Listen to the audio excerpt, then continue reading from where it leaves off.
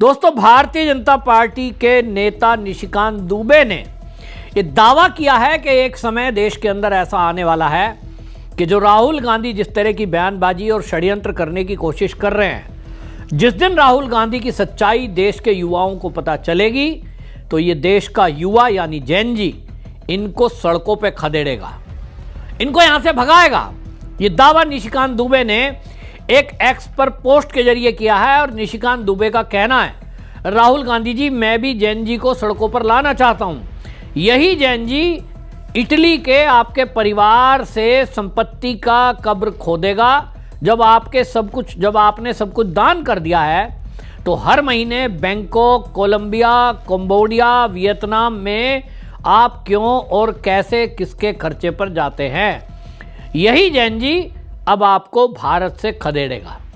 ये जो इस्तेमाल शब्द किया गया है, अब ये राहुल गांधी पे उल्टा पड़ेगा क्या? ये तो देखने की बात होगी, क्योंकि राहुल गांधी वोट चोरी के मुद्दे पर जिस तरह से हरियाणा का उन्होंने प्रेजेंटेशन किया और उसके बाद की लास्ट की लाइन जो उन्होंने बोली कि अब जैन जी को देखना है, अब जैन जी इसे देखेंगे, मैं जैन जी के सामने सारी बातें रख रहा हूं।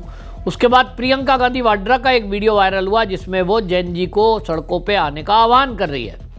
तो कहीं ना कहीं ये पता लगता है कि गांधी परिवार कोई ना कोई षड्यंत्र रचने की कोशिश कर रहा है, देश के अंदर अराजकता पैदा करने की प्रयास किए जा रहे हैं और वो नेपाल या श्रीलंका जैसा या बांग्लादेश जैसा कोई आंदोलन करा सकते हैं, ऐसी आशंका जताई जा रही है। अब ऐसे में निशिकांत दुबे का ये कहना कि भाई जैन जी को तो मैं भी सड़कों पे लाना चाहता हूं, मैं भी जिस दिन ये चीजें करूंगा तो भारत का जैन जी इन्हें दौड़ाएगा, ये जो निशिकांत दुबे कह रहे हैं, क्या इसमें सच्चाई है? तो आप देखिए, आपके भी इर्द गिर्द जो लोग रहते होंगे, रोज रोज की राहुल गांधी की जो ये नाटक नौटंकी है, 2014 से लेके अब तक आप देखिए कि राहुल गांधी और कांग्रेस ने सिवा झूठ फैलाने के, अराजकता के मुद्दे बनाने के और कुछ किया नहीं है। राहुल गांधी 2014 में सत्ता क्या गई, एक तरह से जैसे कहते हैं पगला गया है। मतलब आप देखिए कि हर बार कोई ना कोई षड्यंत्र। एक बात तो मैं आपको बताता हूं सिलसिलेवार कि राहुल गांधी के बारे में निशिकांत दुबे जो कह रहे हैं, क्या यह संभव है कि किसी दिन देश के युवा जैन जी वो ये गांधी परिवार को बाहर खदेड़ दें यहां से? तो उसका उत्तर है कि भाई देश के जो युवा है वो देख रहे हैं कि देश मोदी के नेतृत्व में तरक्की कर रहा है। आज देश के अंदर रिकॉर्ड रेल लाइन बन रही है, रिकॉर्ड हाईवेज बन रहे हैं, एक्सप्रेसवेज बन रहे हैं, इंडस्ट्री आ रही है, देश की अर्थव्यवस्था हम 5वें स्थान पर पहुंच गए विश्व में। और आप ये देखिए कि आत्मनिर्भर भारत बनने की तरफ है।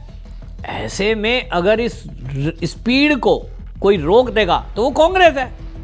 70 साल कांग्रेस ने राज किया, क्यों नहीं इतने एक्सप्रेसवेज बना दिए? क्यों नहीं वंदे भारत जैसी ट्रेन बना दी खुद की? विदेशों से डब्बा मंगा लेते थे, बस कमीशन मिलेगा उसमें। तो भाई ये तरक्की जो चल रही है उसमें राहुल गांधी कैसे रोड़े अटकाता है, आपको कुछ उदाहरण देता हूं। याद करिए, रिकॉर्ड उठा के देख लीजिए, मोदी सरकार जब से आई है कोई भी संसद का सत्र ऐसा नहीं गया जिसमें कांग्रेस ने हंगामा ना किया हो। संसद सत्र शुरू होगा, उसके पहले बरसात का सत्र, मानसून सत्र शुरू होगा या बजट सत्र, 3 सत्र आमतौर पे होते हैं ना।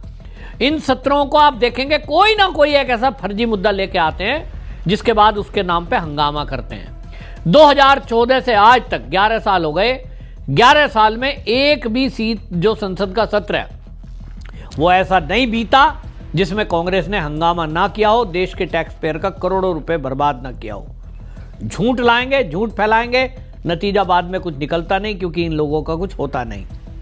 दूसरा, उसके अलावा आप देखिए, सीएए में किसी भी देश के नागरिक की सत्ता नहीं जानी थी, लेकिन इन्होंने झूठ फैलाया कि सीएए इंप्लीमेंट हुआ तो देश के मुसलमानों की नागरिकता चली जाएगी।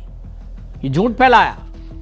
इसी तरह 3 कृषि बिल आए, किसानों के हित के थे। आज किसान रो रहा है कि मेरी प्याज जो है 25 पैसे किलो बिक रही है और लागत भी नहीं आ रही है, सड़कों पे फेंक रहे हैं।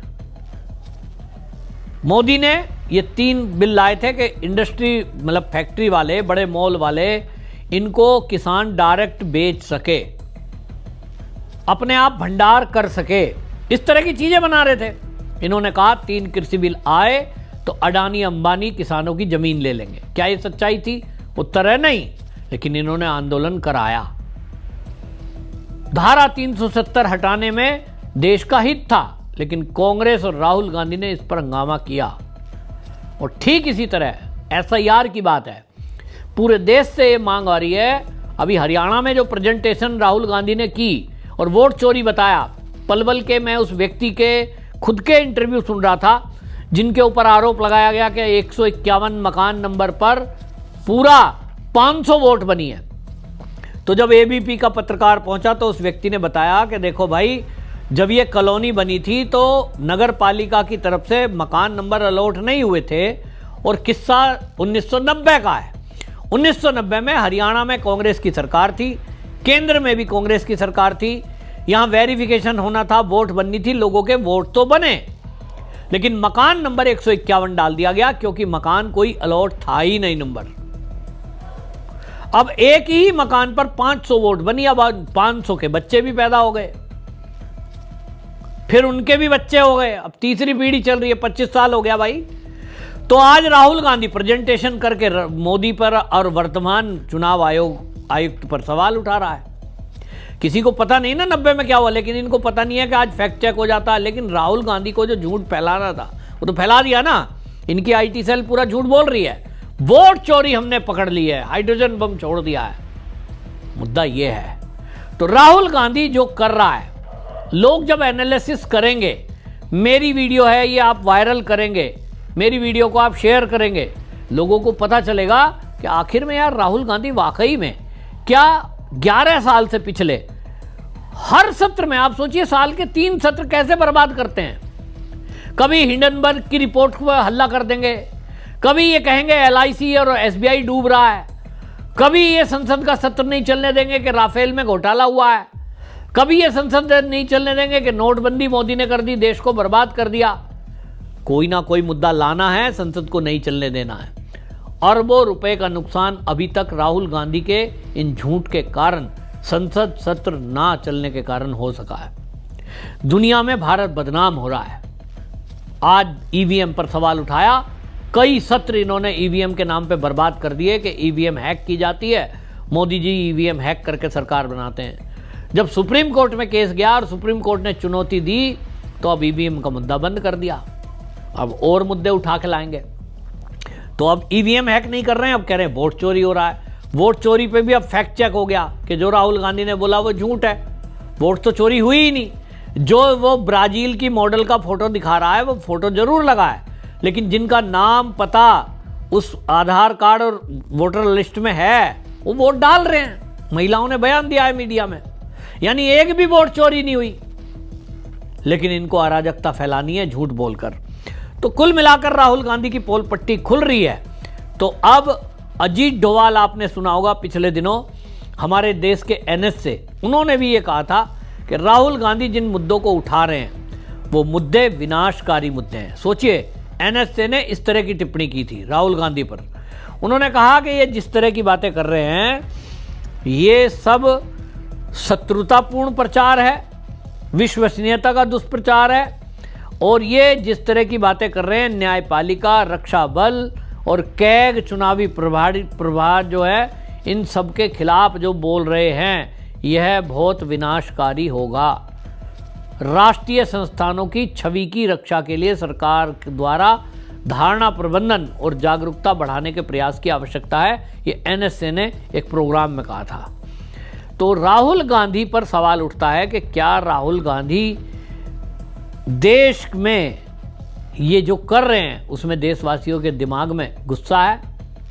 मैं तो बहुत सारे लोगों को जानता हूं जो कहते हैं राहुल गांधी जो ये बकवास कर रहा है यहाँ से इसको विदेश भेज देना चाहिए, इनकी जांच होनी चाहिए संपत्ति की और बाकी कनेक्शन जो सोरस का क्या है इसकी जांच होनी चाहिए, ऐसा लोग कहते हैं। तो निशिकांत दुबे ने जो बात बोली है लगता है कहीं ना कहीं सही है। देश के लोग गुस्से में हैं कि देश की तरक्की से ये लोग खुश नहीं हैं और झूठ फैलाकर ये हमारा ही टैक्स का पैसा जो बर्बाद कर रहे हैं, इसका अधिकार किसने इनको दिया? आप एक गांधी परिवार के लोग हैं तो इसका मतलब ये थोड़ी है कि आप कुछ भी बोलेंगे। तो देश की जनता गुस्से में है। निशिकांत दुबे ने जो कहा है कि वो भी जैन जी को सड़कों पे उतारना चाहते हैं, वाकई में अगर ऐसा हो गया तो निश्चित समझ लीजिए कि गांधी परिवार भारत में टिकेगा नहीं। आपकी इस पर क्या राय है? कमेंट जरूर करिए, वीडियो शेयर करिए। वंदे मातरम।